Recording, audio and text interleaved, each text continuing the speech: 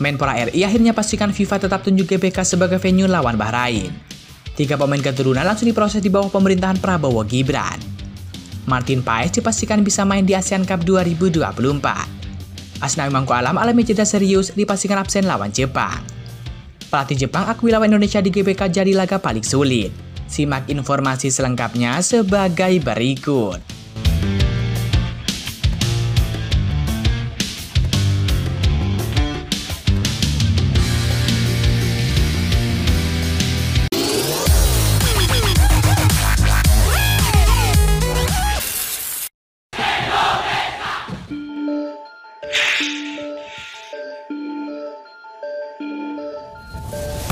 Kabar buruk datang dari Kapten Timnas Indonesia, yakni Asnawi Mangkualam, yang kini membela Port FC. Asnawi mengalami cedera otot dan diperkirakan butuh waktu 4 pekan untuk pemulihan. Asnawi tidak bermain sejak menit awal ketika Port FC tandang ke markas Nakhon Ratchasima pada pekan ke-10 Thai League 2024-2025. Port FC bermain bagus, kan menang 3-2 atas sang tuan rumah. Meskipun baru dimainkan pada menit ke-77, Asnawi punya kontribusi besar atas kemenangan Port FC tersebut. Sebab, baru 2 menit ada di lapangan, Asnawi mampu mencetak gol ketiga bagi Port FC.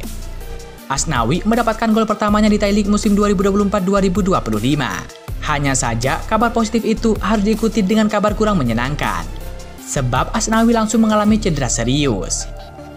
Port FC telah memberikan pernyataan resmi soal cedera Asnawi Mangkualam. Pemain 25 tahun ini disebut mengalami cedera hamstring yang sangat parah.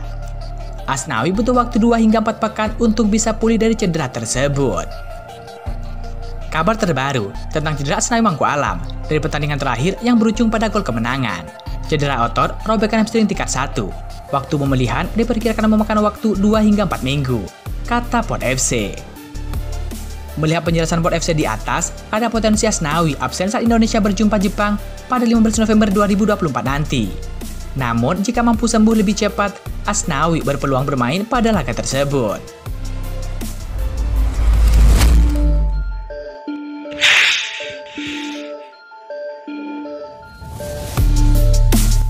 Martin Paes berpotensi perkuat timnas Indonesia di ASEAN Cup 2024 setelah FC Dallas resmi memainkan laga terakhirnya di Major League Soccer 2024. Segera diketahui, FC Dallas menjamu Sporting Kansas City di match terakhir pada Minggu 20 Oktober 2024. Dalam laga tersebut, FC Dallas menang 2-0. Sayangnya, Martin Paes tidak dimainkan oleh sang pelatih. Disinyalir, kiper 26 tahun ini masih sedikit mengalami masalah di pergelangan tangannya kelar membela timnas Indonesia bulan ini. Major League Soccer 2024 sejatinya masih akan menggelar babak playoff pada Oktober hingga Desember 2024. Namun, FC Dallas tak ambil bagian di babak playoff tersebut karena gagal melaju ke fase itu. Alhasil, Martin Paes bisa menjalani liburan dari akhir Oktober 2024 hingga Januari 2025. Sebab Major League Soccer 2025 baru akan dimulai pada Februari 2025. Satu yang pasti, Martin Paes tidak terikat kontrak dengan agenda klub dalam waktu dekat. Karena itu, Martin Paes bisa saja memperkuat timnas Indonesia saat mengarungi ASEAN Cup 2024. Ketum PSSI Erick Thohir memang mengonfirmasi timnas Indonesia U22 yang akan turun di ASEAN Cup 2024. Namun berhubung dengan gengsi negara dipertaruhkan di ajang ini, perubahan komposisi tim bisa saja terjadi.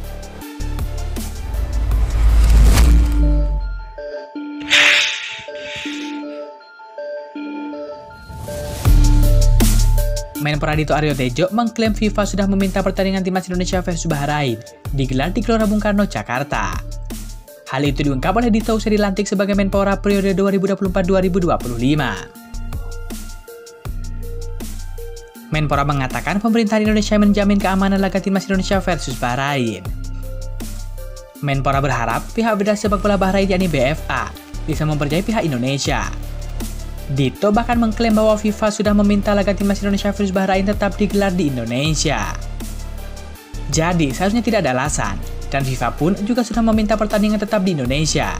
Harus di Indonesia, kalau tidak, berarti Indonesia menang WO, ucap Menpora Dito Aryo Tejo.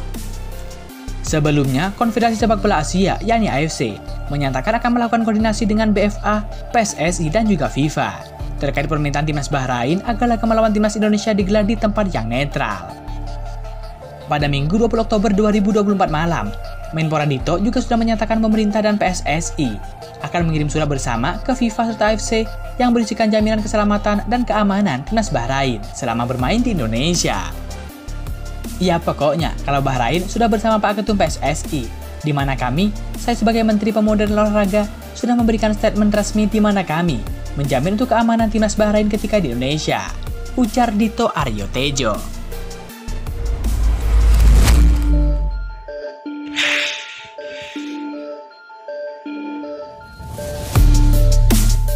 Ujian berat memang sudah menanti timnas Indonesia saat harus dipertemukan dengan Jepang sekaligus Arab Saudi pada laga kualifikasi Piala Dunia 2026 bulan depan.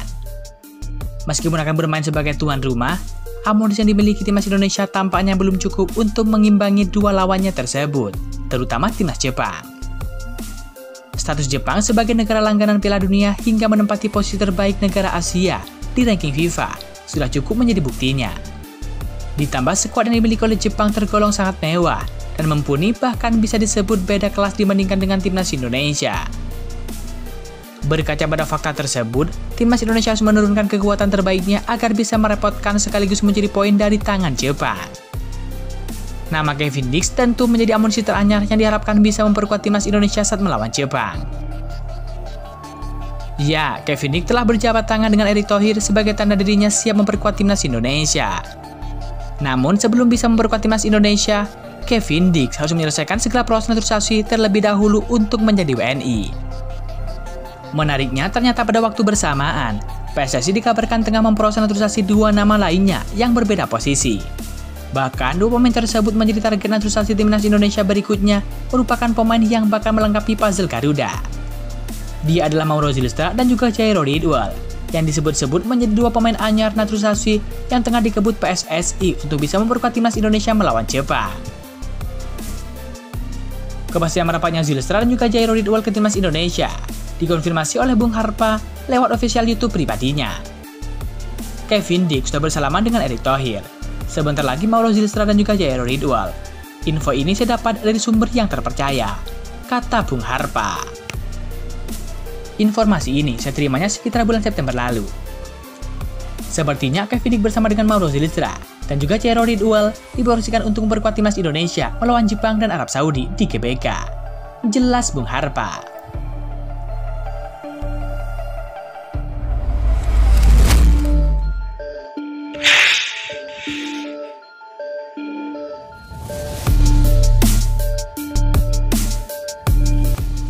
Pelatih Jepang Hajime Moriyasu mengatakan bahwa lawan timnas Indonesia bakal jadi pertandingan yang sangat sulit. Apalagi supporter bakal memenuhi Stadion Utama Gelora Bung Karno, sehingga ini bisa jadi motivasi tersendiri buat timnas Indonesia. Jepang dijadwalkan akan bertandang melawan timnas Indonesia di laga kelima grup C kualifikasi Piala Dunia 2026. Tim berjulukan Samurai Biru tersebut sebelumnya meraih hasil kurang maksimal dalam laga keempat grup C kualifikasi Piala Dunia 2026. Jepang hanya mampu menahan imbang Australia di kandang dengan skor 1-1 pada Selasa 15 Oktober 2024. Melawan Australia memang hasil tak memuaskan, karena mereka tampil di kandang sendiri. Walaupun dalam laga ketiga sebelumnya mereka mampu mengalahkan Arab Saudi 2-0 di kandang lawan. Namun Hajime Moriyasu tetap tidak puas dengan hasil yang didapatkan oleh anak asuhnya. Untuk itu, setelah mendapatkan 4 poin dari 2 laga yang dilakoni, media Jepang Nikkei Sport melaporkan bahwa Hajime Moriyasu merenungkan hasil tersebut. Ia merenungkan karena Jepang tak mampu mendobrak pertahanan Australia sehingga hanya mampu menahan hasil imbang tersebut. Kami seharusnya bisa bermain berbeda dengan satu slot pergantian pemain yang tersisa, kata Hajime Moriyasu. Setelah hanya mengemas 4 poin, Hajime Moriyasu pun mewaspadai pertandingan tandang melawan timnas Indonesia. Jepang bakal menghadapi tim merah putih pada November 2024 mendatang. Hajime Moriyasu bersikap hati-hati untuk melawan tim asuhan Sintayong. Jepang memang jauh lebih diunggulkan dibandingkan timnas Indonesia dalam laga kelima grup C kualifikasi Piala Dunia. Hal ini dikarenakan Wataru Endo dan juga kawan-kawan saat ini menempati ranking ke-16 dunia. Sementara itu, tim merah putih saat ini berada di posisi ke-129 dunia. Tentu saja dari ranking FIFA dunia ini, tim asuhan Sintayong berbeda jauh di bawah Jepang. Namun Hajime Moriyasu sepertinya tak ingin menganggap remeh timnas Indonesia. Ia justru bersikap hati-hati jelang lawan skuad Garuda ini.